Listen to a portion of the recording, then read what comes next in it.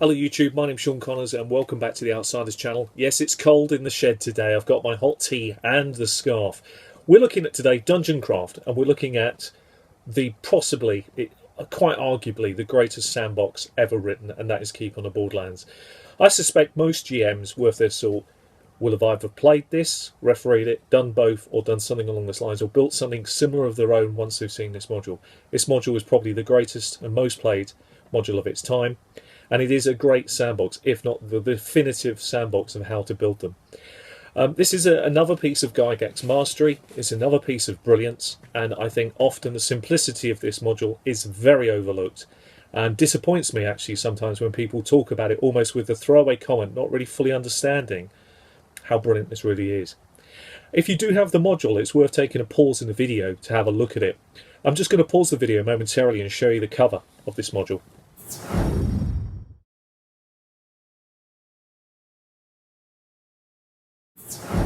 It's obvious that this video is going to contain some spoilers. Equally, we're going to be looking at the module in a small amount of depth, not a huge amount. It's pretty clear as a sandbox, and what Gygax has done is taken a small area, which is classic design, which is, in my view, standard design now. That's how I always recommend GMs do it, take a small area of land to design. He's populated it with a base of operation, which again is quite a very sensible plan as a GM to give the players an anchor point that they can fairly safely come and go from, although there will be intrigue and various things going on, and ultimately could be a massive problem there that only they uncover later. He gives the key reason for being in the area, which is the Caves of Chaos, and equally there are a few small bits smitten around that he hints at. For example, the Mad Hermit, which I had tremendous fun role-playing. It was my first real opportunity to shine as a GM. I remember it very well, playing the Mad Hermit and coming up with a reason why he existed, what his purpose was, and what a crazy old coot he was. However, how valuable he could be to the players. The great thing about the Caves of Chaos is that they are actually very, very close to the keep, and this leads you to question, why does this exist? How does it exist here? And what exactly is the keep on the Borderlands? What are the Borderlands regions? All of this you have to work out for yourself. You're not told, which I absolutely love. Too many stories today guide the GM on a path, for example, and that is lovely, but it's the most basic ABC of breadcrumbing design that you can imagine, taking away one of the great opportunities actually that should exist for any GM. Make it up yourself. Certainly there's no harm being guided, but ultimately it should be up to you to design the bits that are important around it.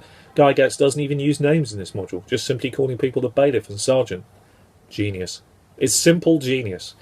The Mad Hermit. You don't need to tell me anymore. You've given me 2 words. All I need to do is fill in the rest myself.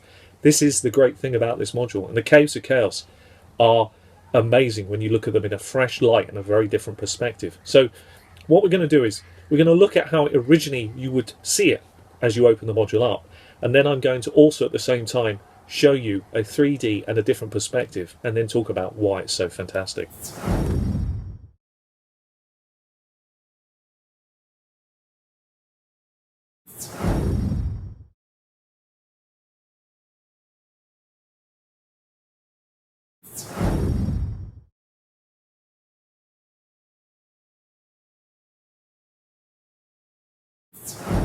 I think you'll agree that when you see it in this new light, and by all means please do take a copy, have a look at it, it really illustrates the genius of the layout. You can't see all the caves. The ones you can see are perfect for you, particularly as this is designed for 1st level through to 4th level play, and by the time you reach 4th level you're still going to find some big challenges in here. It's possible, as it's a sandbox, that you could wander anywhere in here and stumble across some very dangerous opponents, and often players did at their peril and often had to run away from them. But this is all part of the deliberate design plan of the Caves of Chaos. I came up with many reasons why the caves existed so close within a couple of miles of the keep, and obviously in my story there was a link between the caves and the keep, and it hinged around the bailiff and his shenanigans with the dark cult that exists within the Caves of Chaos. And equally, the advantage is, of course, having these young adventurers coming in with fresh coin brings in people to buy your equipment, to sell stuff to, and equally when they perish in the caves, it's a wonderful route to buy back the same equipment and sell it on. I found that a fantastic story in itself. Again, never hinted at in the Caves of Chaos, just something I enjoyed doing, and it was fun for the players to eventually find these things out. But the caves themselves also have some brilliant design technique around them. They're the right type of opponents for the players. often the opponents have simple methods of defense of their homes. So they often fight each other as well, which you can discover through the course of the story and use that to your advantage. And equally, there are areas of this at the very end where it is literally petrifying. I'll use that word loosely. For in this story, there is a Medusa, and the way that it is portrayed, the way that Gygax sets the Medusa up, is without a doubt a great piece of dungeon craft. It's the ultimate. How do you sell the simple trap into something far grander? Person in prison, there are clues as their imprisonment, and yet you still feel you're rescuing a damsel in distress. You're rescuing something. Well, it ain't no damsel. But what I do love is that is just the genius of his writing. Plus, the positioning of the traps is fair, perfectly well worked out depending on the opponents, plus the secret doors and the possibility of extending this story on yourself and the GM having to work out certain things. All done in a few pages. Without a doubt, it is the perfect sandbox. And it would have led on to many people designing their own areas as a GM. And I know the module still influences me today as much as it did then. And it is going to be very interesting for me as I take some new steps using new systems and convert some of these modules, I feel, into those systems and have some fun at going back into places like the Caves of Chaos with a rewrite and various other things. Tells you the magic of it, that you're still prepared to use it after all these years.